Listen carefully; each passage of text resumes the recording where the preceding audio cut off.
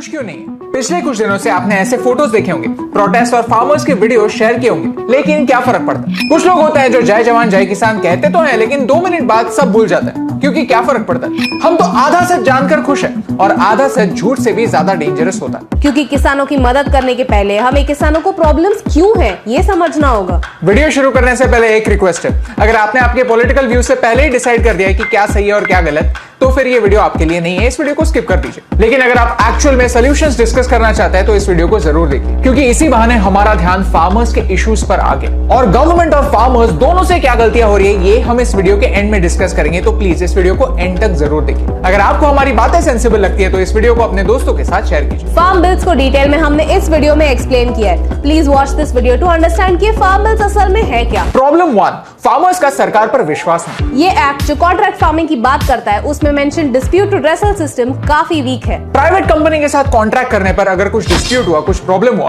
तो फार्मर्स को प्रोटेक्शन कैसे मिलेगा? ये एक बड़ा लूप होल है। क्योंकि इस एक्ट में सिर्फ इतना ही कहा है कि कोई भी dispute sub divisional magistrate resolve करेगा। ये एक काफी वीक प्रोविजन है जिसे कॉर्पोरेट्स एक्सप्लॉइट कर सकते हैं और फार्मर्स को इस बात का डर है। रिजल्ट्स की फसल आने से पहले ट्रस्ट के बीज बोना जरूरी है। उसके लिए हम क्या कर सकते हैं? फार्मर्स को एग्जिस्टिंग लॉज के बारे में बता सकते हैं। कॉन्ट्रैक्ट फार्मिंग में फार्मर्स को कंज्यूमर कोर्ट में प्रोटेक्शन मिल सकता है। सुप्रीम कोर्ट ने इसी साल मार्च के महीने में एक फार्मर वर्सेस कॉर्पोरेट बायर के केस में कहा कि जब एक फार्मर और कॉर्पोरेट एक कॉन्ट्रैक्ट करते हैं जहां एक फार्मर एक कॉर्पोरेट से बीज या सर्विसेज लेकर उनके लिए कुछ उगाता है, तब फार्मर एक कंज्यूमर है और कंज्यूमर कोर्ट में जा सकता है। सुप्रीम कोर्ट का एक decision law of the land होता है जो हर किसान की ताकत बन सकता है। फॉर एग्जांपल, अगर कल कोई फार्मर पोटैटो चिप्स ग्रो करने के लिए एक स्पेसिफिक साइज के पोटैटोस उगाने का कॉन्ट्रैक्ट किसी कंपनी के साथ करता है और वो कंपनी कॉन्ट्रैक्ट ब्रीच करती है, तो कंज्यूमर कोर्ट भी फार्मर्स की बात सुनेगा। ये किसानों के लिए एक बड़ी विक्ट्री है। आज सरकार कहती है कि फार्मर्स अपनी demands clause by clause explain करें।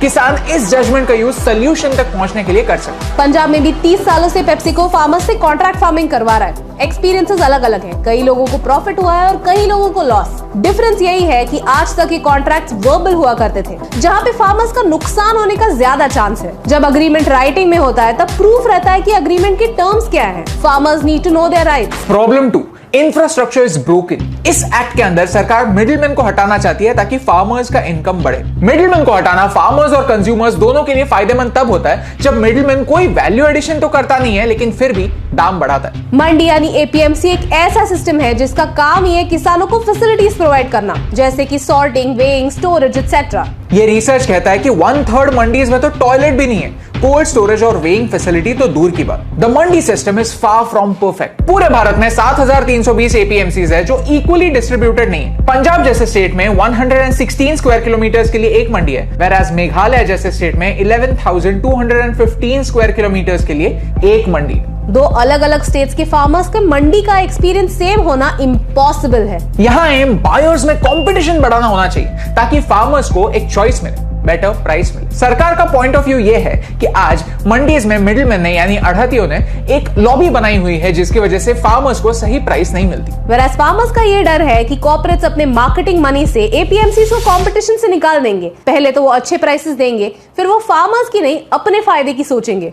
एक ब्रोकन सिस्टम से दूसरे ब्रोकन सिस्टम में नहीं जाना है, मोनोपोली का प्रॉब्लम मिटाना है, फ्री मार्केट को लाना है। ये दूसरा एक्ट फार्मर्स को एक चॉइस देता है और ये चॉइस बरकरार रखने के लिए मंडीज को बेहतर बनाना होगा। लेकिन कंपटीशन बढ़ाने का फायदा फार्मर्स को कैसे होगा? चलिए कुछ एग्जांपल्स लेते हैं। आर्मी कैंटीन्स में आर्म फोर्सेस को जैसे कम दामों में एवरीडे आइटम्स मिलते हैं, वैसे ही मध्य प्रदेश की मंडीज में खेती के लिए नेसेसरी सामान मिलने वाले शॉप्स ओपन करने का डिसीजन लिया गया, जहां पर किसानों को कम दामों में सामान मिलेगा। महुआ एपीएमसी ने कंपटीशन की भनक लगते हुए ही कहा कि उन्होंने लॉकडाउन के समय 1.5 करोड़ सेस कलेक्ट किया था। वो फार्मर्स को सोलर पैनल पर डिस्काउंट देने के लिए और फेंसेस लगाने के लिए यूज कर सकते हैं। इसे कहते हैं वैल्यू एडिशन। अगर ऐसे ही सर्विस सारी मंडीज फार्मर्स को देना शुरू करेंगे तो फार्मर्स मंडी छोड़कर बाहर क्यों जाएगा? प्रॉब्लम 3, किसान गरीब क्यों? सॉइल हेल्थ डिक्लाइन हो रही है। 50% से ज्यादा हाउसहोल्ड्स कर्जे में डूबे हुए हैं।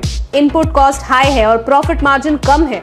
ऐसे सारे प्रॉब्लम्स ये 3 एक्ट्स एड्रेस ही नहीं करते, क्योंकि ये लॉ सिर्फ मार्केटिंग के बारे में है, प्रोडक्शन के बारे में नहीं। किसानों का इनकम बढ़ाने के लिए हमें क्रॉप डाइवर्सिफिकेशन करना होगा और ये हम नहीं, आरबीआई भी कहती है और ये भारत में ऑलरेडी हो रहा है। बिहार की बीना देवी का एग्जाम्पल ले लीजिए। उन्होंने मशरूम फार्मिंग और ऑर्गेनिक फार्मिंग की ट्रेनिंग ली।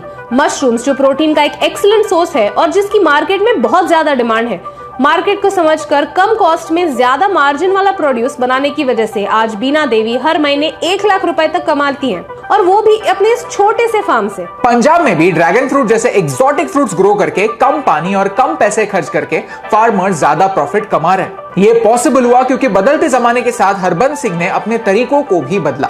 आज एक साइड इन तीनों एक्ट्स को ब्लैक एक्ट्स कहती है और दूसरी साइड मानती है कि यही 3 एक्ट्स उनके सारे प्रॉब्लम्स का समाधान है। एक्चुअल सच इन दोनों एक्सट्रीम्स के बीच में।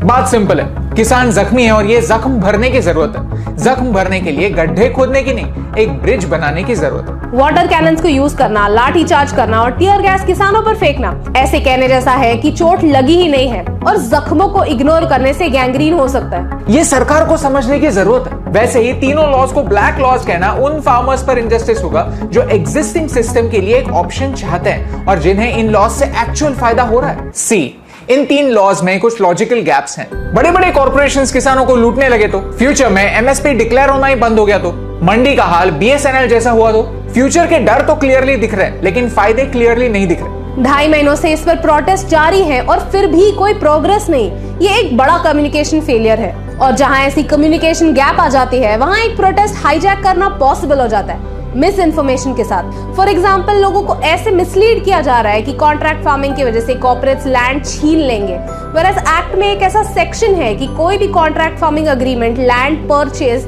मॉर्टगेज या लीज के लिए एंटर नहीं किया जा सकता। ये फोटो कई पंजाबी सेलिब्रिटीज ने शेयर की थी, आपने भी इमोशनल होकर शेयर कर दी होगी। लेकिन सच तो यह है कि यह आज की नहीं 2 साल पुरानी फोटो है। मुझे लगता है मिस इन्फॉर्मेशन फैलाकर लोगों को इमोशनल करना गलत है। वैसे ही प्रोटेस्ट की लेजिटिमेसी को खत्म करने के लिए दूसरी तरफ से भी मिस इन्फॉर्मेशन स्प्रेड हो रही, वो भी गलत। और प्रॉब्लम यह है कि आपका ये झूठ जब पकड़ा जाता है तब आपका पॉइंट भी लोगों को झूठ लगने लगता है।